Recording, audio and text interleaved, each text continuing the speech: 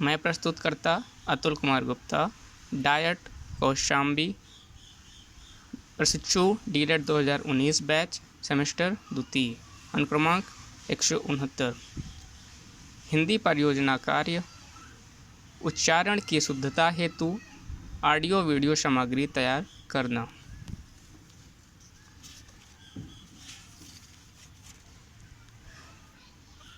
भाषा के व्यवहार में शुद्ध उच्चारण उसका सर्वाधिक महत्वपूर्ण पक्ष है, क्योंकि हिंदी की प्रकृति है कि उच्चारण के अनुसार ही उसका लेखन किया जाता है।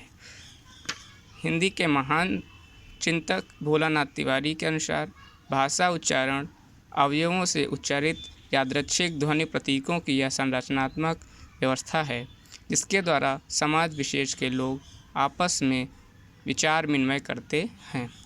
उच्चारण दोष होने का भ्रम। उच्चारण प्रायः शब्दों के दोष से होता है, जैसे शीटी शाह, शरीफा शाह, ज और सा के बीच में। इसी प्रकार ऋषि या रा के बीच में, तथा छोटी ई या बड़ी ई के बीच में, तथा ब भा के बीच में भेद अक्सर प्रारंभिक कक्षाओं में कम हो पाता है।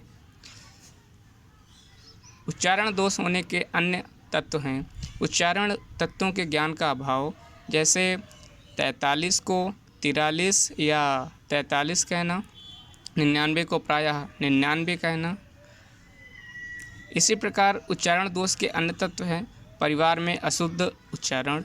परिवार के सदस्यों द्वारा गलत उच्चारण दोहराने से गलत उच्चारण करना छात्र को कंठस्थ हो जाता है।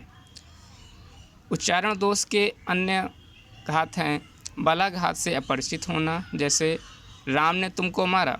वाक्य में राम पर बल देने से राम दंडनीय होने का, राम के दंडनीय होने का ज्ञात होता है, और यदि हम तुमको पर जोर लगाते हैं तो राम ने तुमको मारा मतलब तुमको की महत्ता अधिक दिखाई पड़ती है। इसी प्रकार उच्चारण दोष के अन्य तत्व हैं गति का ज्ञान न होना, जैसे मारो मत, छोड़ो। इसका अर्थात है कि मत मारो, बालक को जाने दो या छोड़ दो। इसी को जब गति का ज्ञान गति दूसरे प्रकार से लेते हैं तो कहा जाता है मारो मत छोड़ो, मतलब उसे मारना ही है, छोड़ना नहीं है।